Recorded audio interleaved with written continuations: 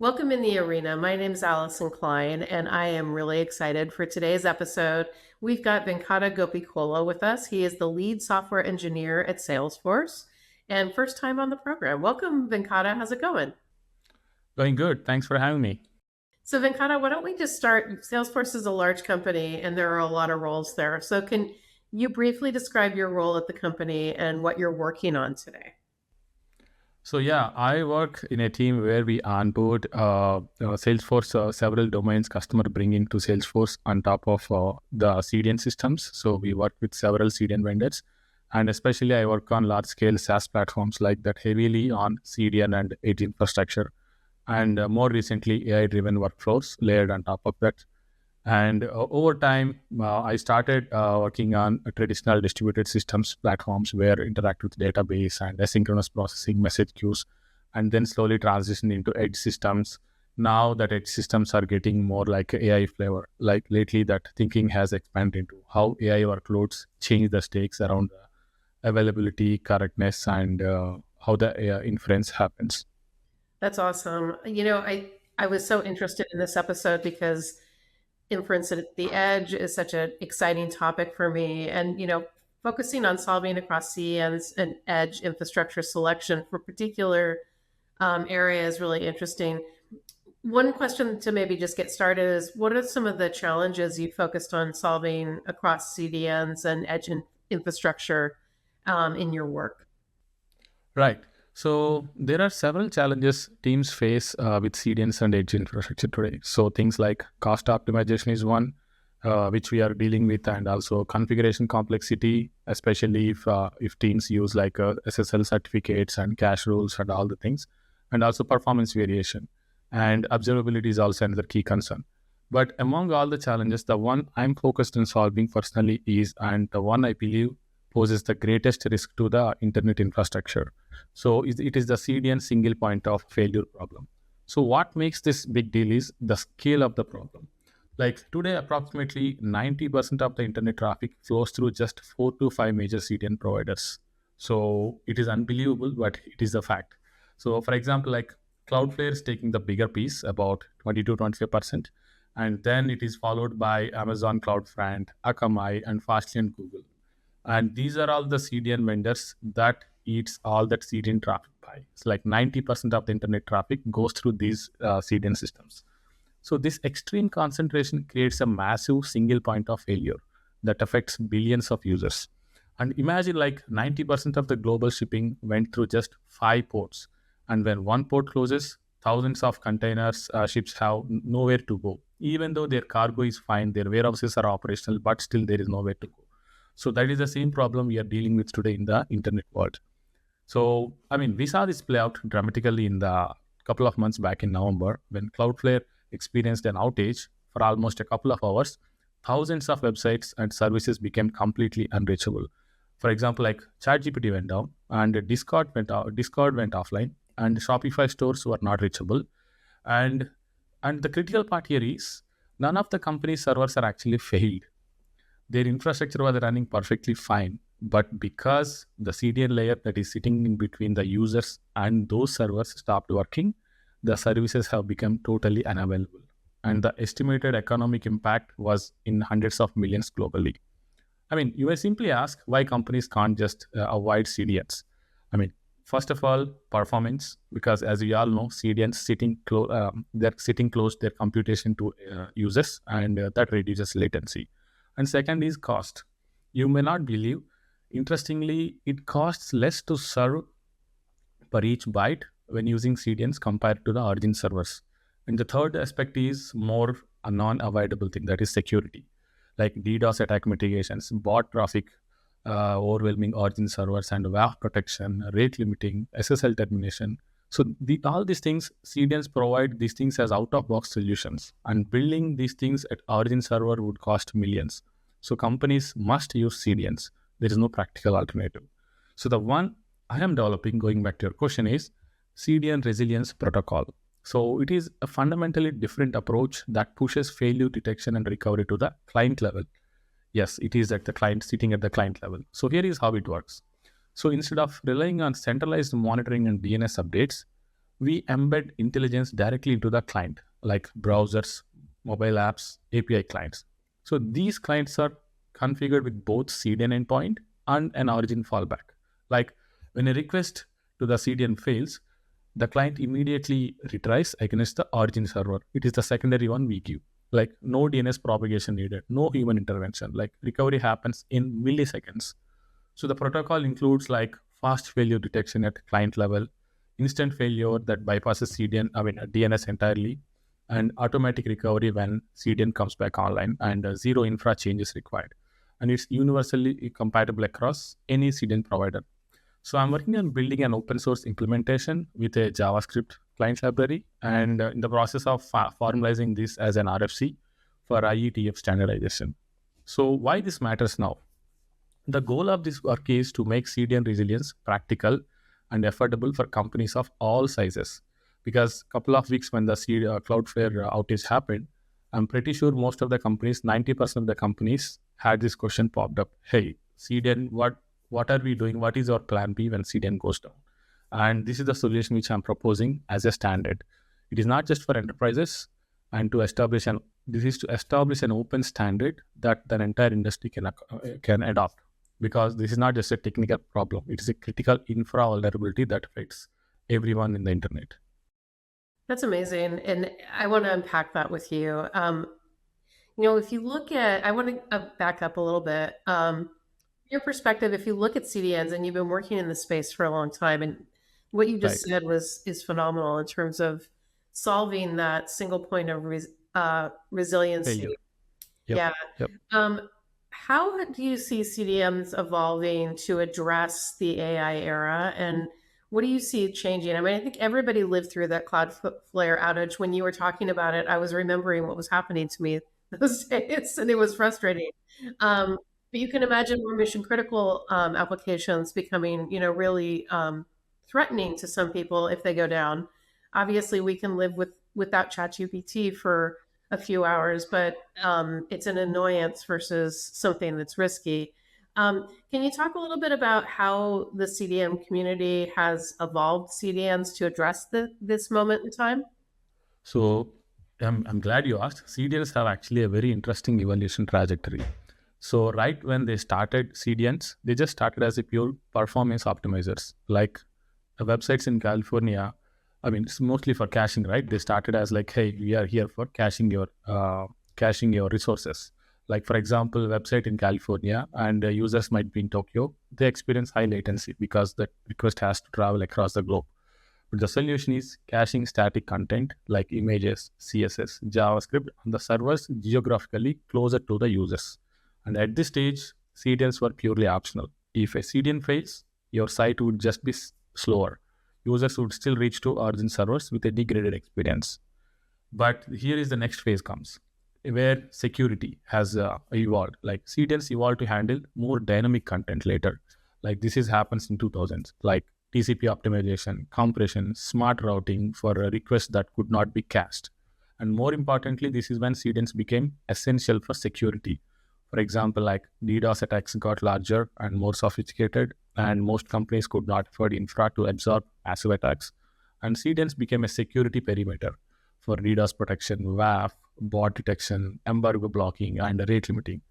And this is the point where they pivoted from optional to mandatory. And the next phase is even more interesting. And this is my favorite phase. Like this is like where edge as an architectural driver. So think of like Google Maps, right? So before it existed, people planned their entire route before leaving. Like they look at the map and they write down the instructions and remember the landmarks. But after the Google Maps, they not only made the directions simple, they don't worry about all the things that they used to worry, but it also made like there are people who also started virtually visiting places. Like people who don't have time, they use Google Maps to visit a place, how it looks, and also before going physically, they just check out the restaurant like exterior or how the place where if they have a parking or all these kind of things.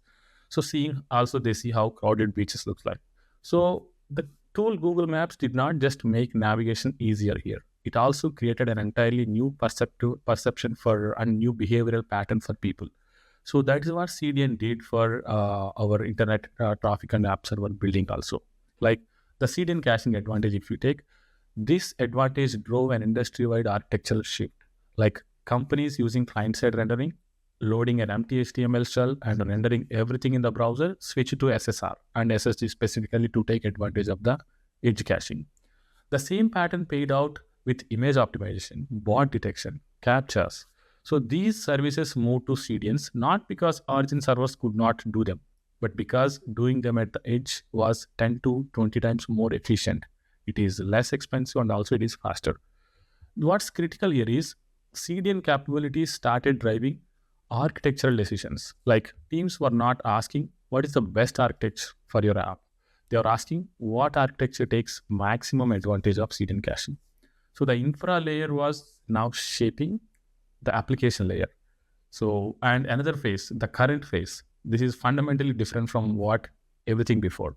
Like there are two major shifts in this. Like the first shift, AI inference workloads are moving to the edge, and companies want to run models close to the users for lower latency and better privacy, and also reduced bandwidth costs. Like spam detection, content moderation, image classification, and personalization engines. These are all some of the examples where pretty soon I predict they move to the edge infra. And the second shift is this is more profound, right? So AI is changing how applications depend on the infrastructure, meaning traditional applications, if you take, they make random requests, like user clicks on a button and the request would go to server. You get a response. If infra fails, the request would fail and user sees the error. The blast radius is limited to the specific interaction, but AI systems don't work that way. A single AI driven interaction triggers multiple backend operations. It's like talking to multiple agents or talking to different MCPs. It's like in parallel or sequence, they all happen, like data retrieval from multiple sources and inference, tool calls, external services, validation, synthesis. So these operations dependence on each other. So, so here is what really changes with AI, right? Failures now affect correctness, not just availability. Because so far we were only thinking, hey, CDN is not there, availability is not there. At least things are consistent when they were available. But now it's a matter of correctness also. Consistency also comes into picture. Like so, with AI systems making autonomous decision, partial failures create a more dangerous problem. Like an AI agent pulls data from 5 sources, runs inferences, takes action. If those 5 data sources are unreachable because edge infra failed, what happens? Do you want to abort and proceed with incomplete data and hallucinate, or retry aggressively and amplify the infra problem? So there is no good answer, and each choice has consequences. So Mhm. overall, the stakes have changed. CDN outage used to be mean slow websites, but slowly it transitioned into it's like a broken automation, incorrect decisions, exposed security. So the fundamental shift AI has brought to how we think edge infra is, or like edge infra resilience. That is what most important thing now to avoid all these things. Now, I think you brought up a couple of key points about some of the assumptions teams are making about CDN deployment. Can you talk a little bit about your view on the most dangerous assumptions team can make about Yeah. reliability and availability? Sure. So actually, I start with my own things, what assumptions I had when I started working early on the CDNs, right? So the first assumption was CDN won't fail. So because if you look at the SLA CDNs will give, they give 99% uptime, which is Mhm. 4 nines, which means isn't it that really good? 4 nines. So yeah, on the paper, 99.99 is really good. But let's do the math, right? So 0.01 downtime means 52 minutes of downtime per year. And here is the critical part. Those 52 minutes does not arrive evenly distributed. It's not like 4 minutes per month. So you get zero downtime per 11 month. And on one busy day where it is a mission critical day for you, you get all the 52-minute outage during the busiest shopping day. Mhm. So think of it like earthquake insurance in California, right? So which we all deal with. So 99% of chance no major earthquake this year sounds safe, but earthquakes they don't come evenly, right? They don't arrive evenly. You get nothing for 30 years and then a big one. So CDN outage work the same way, and so that's why. the first assumption is bad to assume, oh, CDNs have 99.99% availability. Don't assume they never fail. And the second assumption. So second assumption is more a little advanced, like a medium, the people who have moderate idea on CDNs would do. Origins can handle full traffic. That is what everyone would think. Well, your origin, when CDN goes down, technically you can route all traffic to origin via DNS failover and everything will be fine. But there is a catch. Origins are sized to handle only 5 to 10% of the traffic. So this is the fun fact, because when you are in your application server, in your web traffic, the portion that can be cached, only that portion today you are having your origin to handle them, which means 80% of the traffic is being handled by the CDNs. So they are not dimensioned to handle. So origin servers are not dimensioned to handle. They are not evolved to handle 100%. Yes, before CDNs were in the picture, you design your origin to handle 100% of the load. But that time, imagine the internet traffic. The internet traffic has like 10 times or 100-fold increased since then. So nowadays, if you are designing an application, it's very likely you keep CDN in mind, and 80% of the traffic would be handled by CDN. Only 5 to 20% of the traffic will be handled by your origin. So now, with the DNS failover, traditional DNS-based failover, if you make a binary decision saying, hey, my CDN is down, now route everything to my origin directly for the next 45 or 60 minutes, whatever is the time the CDN is down for. During this time, your origin, you are setting to handle almost 10 to 20 times more than its designed capacity. And it is also being exposed to the attacks the CDN was blocking. So this is how a CDN outage cascades into an origin outage. Now you are actually bringing the problem of CDN into your own infra. Because if the problem lies in CDN, you know the company will resolve it quickly. Otherwise, everybody will be complaining. But by letting all this traffic come to your own origin, you are breaking your origin where you are supposed to fix everything. So that is the second assumption is very critical. Not to have that assumption. And the other one is, they say like, hey, we have monitoring. But where does your monitoring run? So that is the first question I would ask, because many teams monitoring infrastructure itself depend on the CDN, because your dashboards might be behind the CDN and your alerting the webhooks might be routing through it. So I have seen some operation teams, like some companies, they do not realize the CDN was down for 10 to 15 minutes because their monitoring services was also impacted, because who will tell you? The person who is supposed to tell you was also down. So that is why they only find out when the customer started calling. So, and maybe you can call, hey, I'll have an independent monitoring system. It gives me a centralized view. Like the CDN is down, meaning like I'll put my monitoring service somewhere outside which does not rely on CDNs.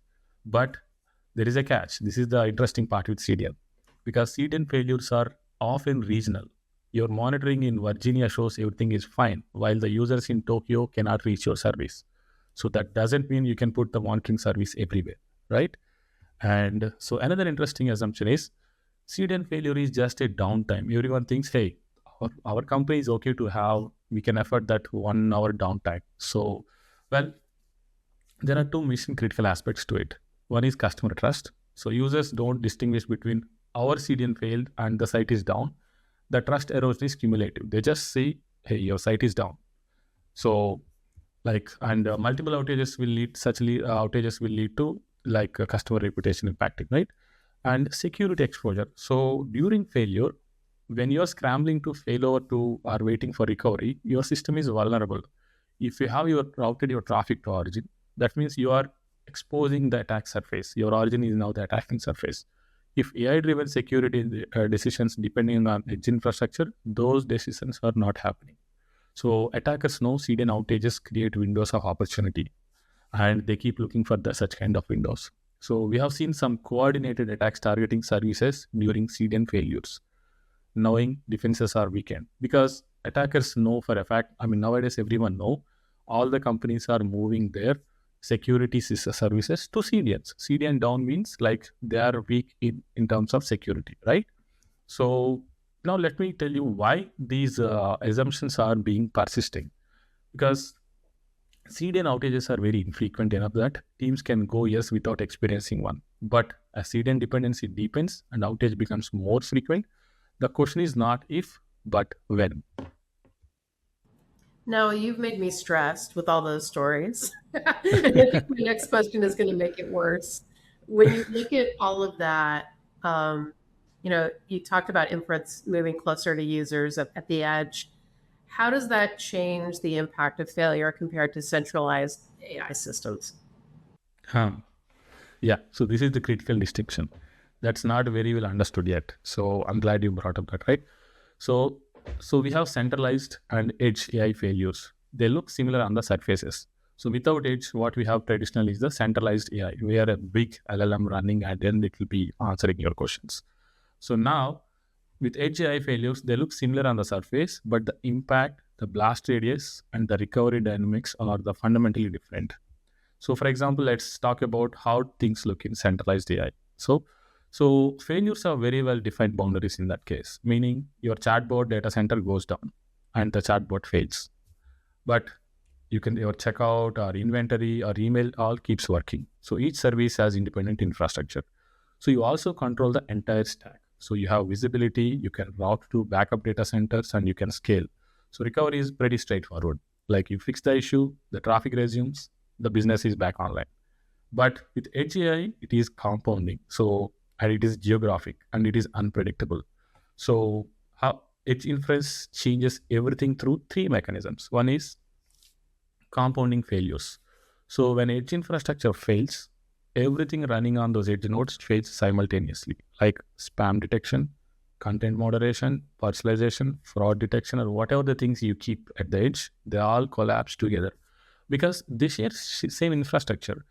And a customer support workflow using AI for classification or sentiment analysis and routing, as the entire pipeline is stopped, and not just even one piece. And think of it like this. So centralized failures are like a restaurant running out of one ingredient. So if that ingredient is out of, then you will just say, hey, we are out of this dish.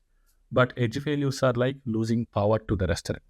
So nothing works just because everything is shared, the electrical panel is shared, right? And the second is geographic asymmetry. So this is what makes edge more interesting and also complicated. So edge failures are rarely global. So if you have see the history of CDN outages, you never see the entire CDN going down. You always see even the last November one, it impacted only 60 to 70% of the CDN services of Cloudflare, 40% of remaining intact. So they're not global, they're regional. So for example, your fraud detection system might be down in Tokyo, but working in New York. With centralized AI, if fraud detection is down, it is down for everybody. You make one decision, block all transactions, or accept the risk. At least you know things are in control. So whatever you are allowing it. But with edge AI, you are in a partial failure. And in software industry, partial failure is the one you hate most. I would rather prefer full failure with what I'm knowing what happening rather than a partial failure because it is impossible to detect. Like some users are protected, but others are not. And your centralized systems are often don't know. So you need regional decision making that most systems are not built for. And the third one is cascading amplification. So when an edge node fails, it timeout triggers and it retries. Like 10 AI services, all retry against already stressed backup infrastructure. So you have just multiplied the load 10 times. So AI agents monitoring data don't gracefully degrade. They aggressively retry and they overwhelm whatever is left. But with centralized AI, you can implement centralized circuit breakers, the traditional way of how we deal things. And with edge AI, agents are distributed across thousands of locations, making independent retry decisions. It is very impossible, very complicated to control them in these kind of scenarios. And that failure amplifies geographically. And beyond these mechanisms, you get entirely new problems as well. For example, like security dilemma, right? So with centralized AI, when it fails, you fail closed, like block everything and recover safe. But with edge AI, you can't fail closed because edge infra provides basic connectivity. You fail open, meaning like you allow actions without validation, like creating security exposure. And bot detection fails, so you block all traffic or you allow all the traffic, right? And the latency trap. So you moved inferences to edge for 20 millisecond latency, and applications are designed around that. When edge fails and you fall back to the central inference, suddenly that 20 milliseconds is jumping up to 300 milliseconds. And some applications functionally break as well because we have a timeouts, right? And we know how much the LLMs take to infer an answer. And in our traditional software request, it does not wait for more than certain milliseconds. So, and also the content moderation also too, it slowly fails to block harmful content before it is visible. So it's like having a car with failing brakes. The car seems to be failed until you really need to stop. So AGI silent degradation looks like it is working, but safety is compromised in many invisible ways. Now, we know that a lot of teams look at multi-CDN or DNS-based failover to manage risk. In your mind, why do those approaches so often fall short in practice?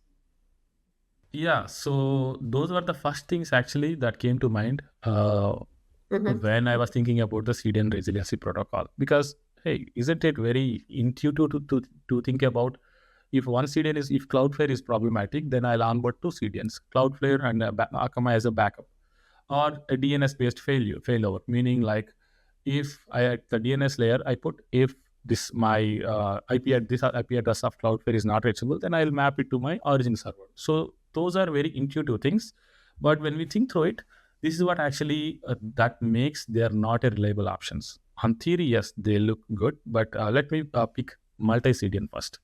So multi-CDN seems very logical thing. I totally agree, but when you use multiple providers, if one fails, traffic routes to another. Fine, you eliminated the single point of failure, correct? But what about the cost? So you are paying almost 2 to 3 times for CDN services. But honestly, if multi-CDNs actually worked reliably, companies would pay the premium. But the real Hmm. killer is operational complexity. So, meaning like configurational drift. This is the first problem. Like every CDN has a different syntax, different caching rules, different purge mechanisms. You start with good intentions to keep configurations synchronized because you have to keep things consistent between, you should not let your user feel if the request is going to different CDN, it is exposing different behavior. You need to keep things consistent. So let's say that someone makes an emergency cache rule change on a CDN A to fix a production issue at 2 a.m., but they forgot to replicate it to CDN B. Now your CDNs are behaving differently, and user sitting CDN A see correct behavior, and user sitting CDN B see stale content, right? And that means you have created inconsistency in the name of resilience. And the other thing is, not every CDN supports same operations. So this is practically what I have seen. So when we are onboarding things from different CDN, between different CDNs, so one CDN says, hey, I only allow file upload size to 100 MB, but another CDN says, I allow file up to 500 MB. If you have promised your customer functionality of uploading 500 MB, but then if you want to use as a plan B CDN that does not allow 500 MB, then you are stuck. That means you are creating a behaviorally different approach. The customer would not know, hey, you are on a different CDN. The customer will question, hey, I was able to upload a 500 MB file yesterday, but today I'm not able to. So what's changed? So that is like a issue, right? You always need to be consistent in supporting that functionalities. And cache coherency. This is even worse. So when you deploy a new JavaScript file and like publish an article and update the pricing, you need to purge the cache on all CDNs simultaneously. So as we know, like cache invalidation is one of the classical software engineering problems, right? So if CDN A purges but CDN B does not purge, it fails or delays. Users see different site versions depending on the CDN they hit. So this problem will hit very bad for e-commerce sites because it can mess up the prices. And seeing a wrong price, like you start with a one price, but by the time you go to checkout, you see a different price, or you open a page from your machine and your friend opens up from a different machine and you both see different price. That is not what you wanted to show. So yeah, these kind of problems, that's a multi-CDN is not practical. It is theoretical, but not practical. Now let's get back to DNS failure. Yeah, this is another obvious thing, right? So it has even more fundamental problems, to be honest.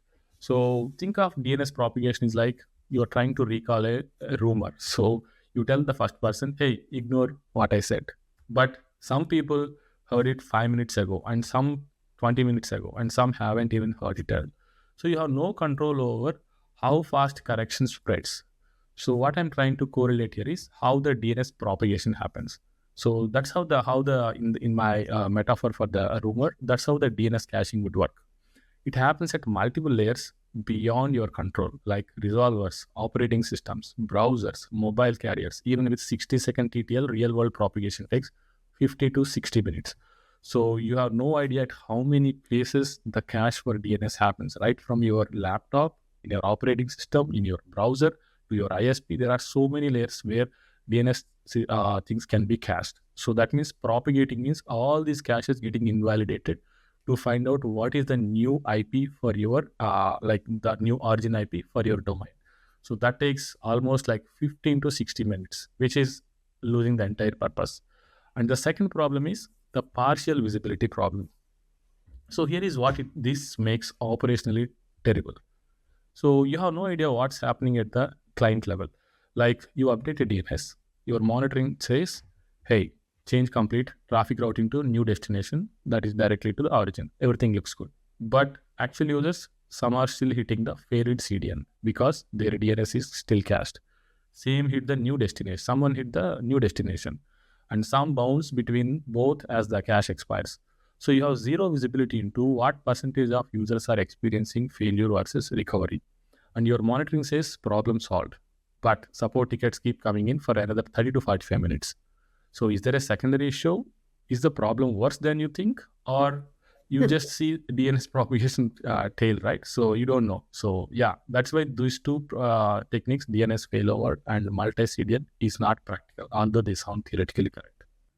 So you concluded that pushing failure detection and failover closer to the client was the right decision. Why does that matter so much for fast, reliable recovery? Yeah, so because client-side failures detection and failure is the only architecture that matches how CDN failures actually occurs. So let me explain why this matters and how the CDN Resilience Protocol, which I'm proposing, would work, right? So here is a fundamental insight.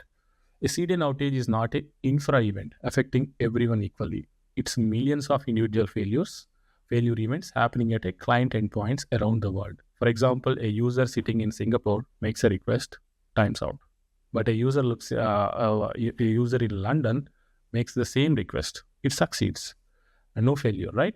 And a user in Tokyo, and they might again get a failure. So that means the failure is experienced at the client level in a specific location and also at a specific moment. No centralized system can capture this reality because by the time you aggregate the health checks and makes a global decision whether my server is up or not, the situation has already changed. It's like having a fire alarm in every room versus one central alarm.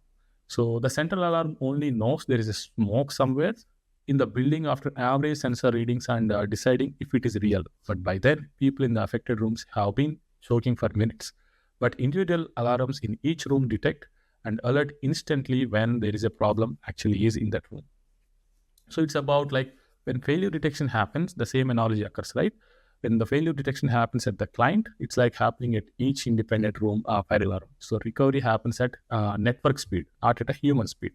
For example, in a traditional approach timeline. So at the 0th minute, let's say the CDN fails in Asia. And at the second minute, centralized monitoring detects. And at the probably 8th or 10th minute, engineer confirms, oh, it's real. And probably at 10 or 15 minutes, so you go because you need to run through some approvals and then you update the DNS.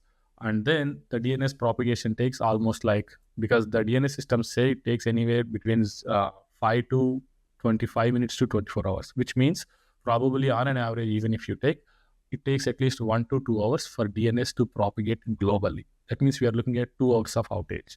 But look at the client-side failover timeline, right? At the 0th minute, CDN fails for user in Tokyo. And at half a second, the request will time out when they try to open it. And then immediately the client retries again from the origin. And almost within a second, user receives the response. It's pretty much like within 1 to 2 seconds of disruption for the customers. And here is what is most critical, right? Different users fail over based on when they experience the failure. Like Tokyo user fails at first second, London user might not fail at all because CDN is never down for them. They still continue to use our CDN. And Singapore user might experience the failure at the 3rd minute. It's like geographically accurate, automatic, and zero human intervention in this case. and we are able to cater all this traffic with the CDN's resiliency protocol, pushing it to the client. And so this is what I am proposing to the IETF for standardization, right? The protocol uses simple configuration, like which every client can understand. So we define a primary which goes through CDN, sub-primary URL, and we define a fallback that goes through that goes directly to origin. So client libraries like JavaScript or mobile SDK or server-side HTTP clients, they implement this logic. They attempt primary and with an aggressive timeout. And if it timeout, they detect failure and they immediately fail out to the origin, the secondary one. It's like no delay, no DNS lookup needed. And the local state management can mark, hey, the primary is down. Let's not bother the primary for maybe next 10 requests. And then after 10 requests, let's see if the CDN-based primary one is back or not. If it is back healthy, we'll use it at the client side. If not, then we will continue to using the secondary one. So here, if you see, we are totally bypassing the DNS in the innovation, because DNS propagation was one of the biggest problem, as I mentioned in the other question. So the protocol works because it completely bypasses DNS-based routing. So both endpoints are configured in the client code. When failure happens, you are not updating DNS and waiting for propagation. You are just changing which URL the client requests. And the DNS was never designed for fast failover. It was designed for load distribution and caching. By moving the failure decision from DNS to the HTTP client, we have eliminated propagation delay entirely. And another thing is regional decision making without coordination, right? So traditional failure requires coordination, like a centralized monitoring system that is detecting failure, makes a decision and propagates via DNS. And how do you get all the clients to agree on the current state? But with the client side failure, what we are proposing, there is no synchronization needed. Each client observes its own reality and it acts accordingly. And CDN down in Tokyo, but up in London, sure, Tokyo clients fail over and London clients don't. That's it. Automatic, no global coordination. So this is the more like a distributed fashion, decentralized fashion, I would say. And handling origin capacity concern would be there. So you might ask, like, hey, Venkat, doesn't it? Because you initially you said in the DNS failure, when you opposed the idea of sending the traffic to the origin, but now you're suggesting to use origin as the direct URL in the secondary origin. Doesn't this send traffic direct to origin, which can't handle full load? So that you may ask that question. So the key difference here is the traffic pattern. So when DNS failure happens, you are sending 100% of your users, even though some of them are like up and running, still you send everybody to your origin for almost entire time when the CDN is down. And that means your origin is slammed all at once and stay completely overwhelmed. But with the client-side failover, it is gradual and temporary, meaning only users experiencing CDN failure will fail over individually, which means the traffic automatically shifts back when CDN recovers. And also, you are not everybody slamming your origin once, because maybe not everybody using your server. Whenever they use, then they come to your origin server. And that too, you don't send the traffic where the CDN is actually up and running. So you only send the impacted traffic, and you go back very soon when the CDN recovers without any DNS changes or anything like that. That's and, awesome. And yeah, it's like a surge pricing concept, right? The system can handle 10 times demand for 2 hours during a concert, even though it can't sustain for 24/7. Your origin can handle CDN level traffic for 3-hour outage twice a year, especially with the cloud auto scaling. Now we use like on AWS, we have the elastic options, right? So yeah, for mission critical systems, the fallback can be secondary CDN instead of the origin. So the protocol doesn't mandate origin; it mandates fast automatic failover to whatever the endpoint you configure. Yep, and so yeah. That's awesome. I want to drill back down into something that you said earlier.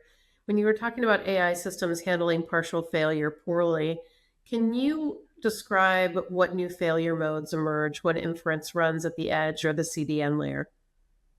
Oh yeah. So when AI inference runs at the edge, you get entirely new classes of failures that don't exist in centralized systems.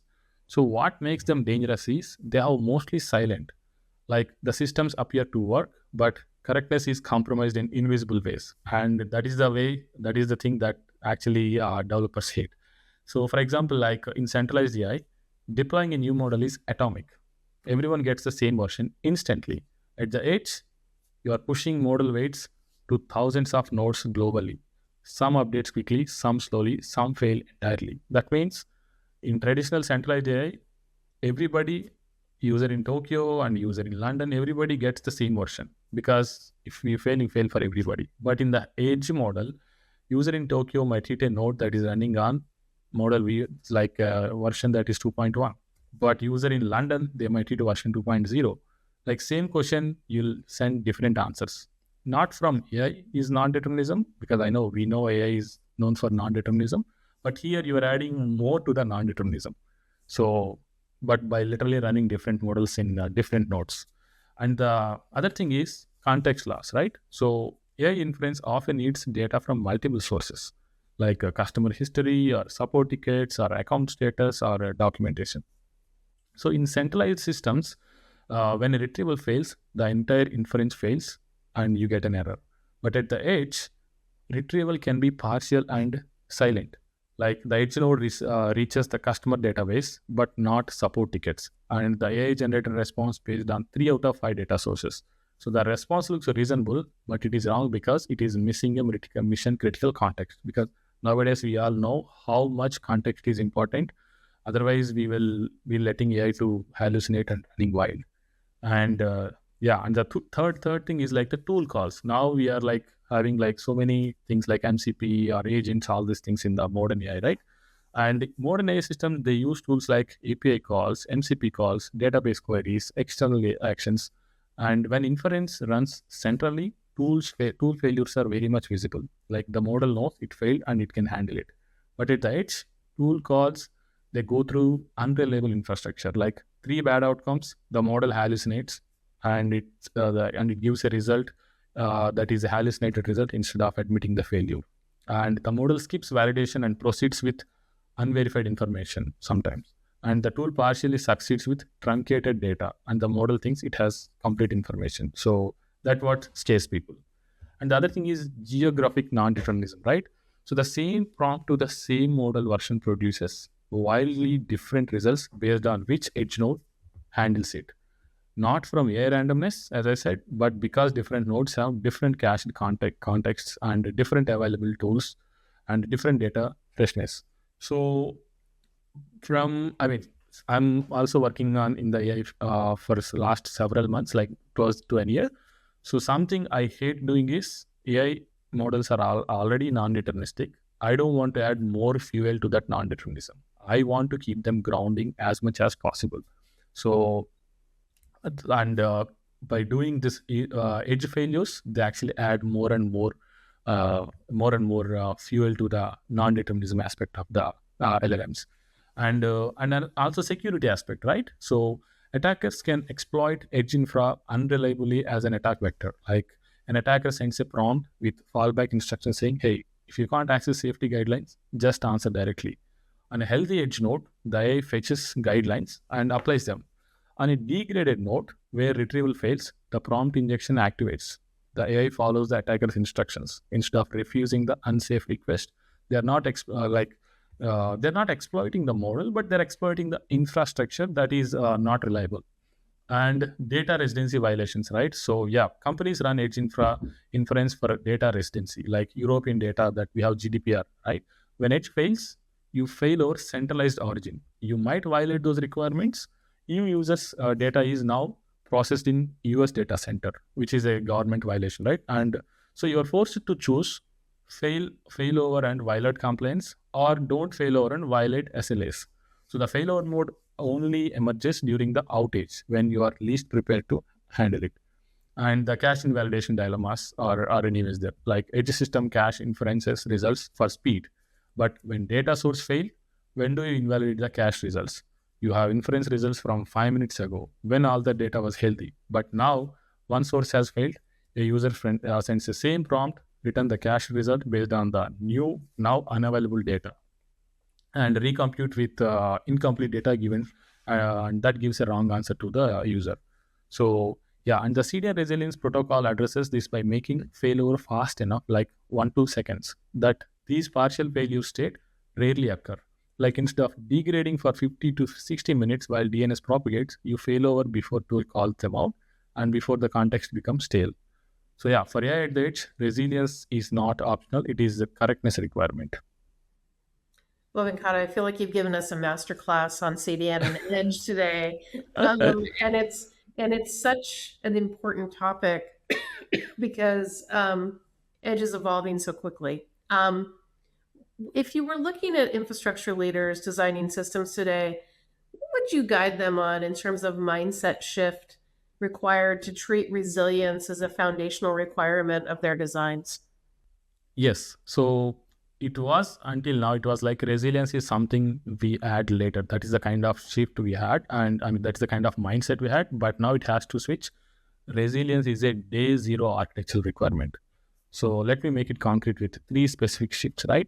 So it's not about from, it has to change from if it happens to when it happens. Like the old mindset is like, hey, our CDN has 99.99% uptime. We probably never see an outage. If we do, we will deal with it then. That was the old mindset. But the new mindset, CDN failure is inevitable. The action is not if, but when. Like when, how are we ready whenever it happens? This changes how we make decisions. You don't ask, should we invest in resilience? You ask how fast we can recover when the failure happens. Like practically, this means testing failure scenarios in production like environments. If you have never simulated a CDN outage, I'm pretty sure most of the companies may not have. You have no idea if your failover mechanisms actually work. Like most companies discover their runbooks, they don't work during the actual outage when it is too late. So, and infrastructure leaders need to treat CDN resilience the same way they treat database replication or load balancer redundancy. So, in this matter, actually, I appreciate Netflix. So, Netflix actually they do some interesting. So, they intentionally they break their infrastructure just to see how they are responding in the case of any emergency or in the case of any outages. So, I really like that idea, and they not only break like a regional level, they break at global level as well. They want to see how much they are prepared. So yeah, that kind of preparedness we need to have. And the shift too is from infra only to the client aware. So it's like the old mindset is resilience is an infra problem. We will solve it with infra tools like multi-CDN DNS failure or health checks. But the new mindset is resilience require intelligence at every layer, especially at the client. Yeah, because this is uncomfortable for many infra teams because it means coordinating with application teams. So in every company, you have that one in like a big infra team, and also you have one big product application team who is developing things, right? So you can just solve this in your own Terraform configs, or you don't need like you need client libraries updated, mobile apps updated, API clients updated. But here is why the shift matters. Infra-only solution have 15 to 60-minute recovery time because they are fighting against how DNS and the internet fundamentally work.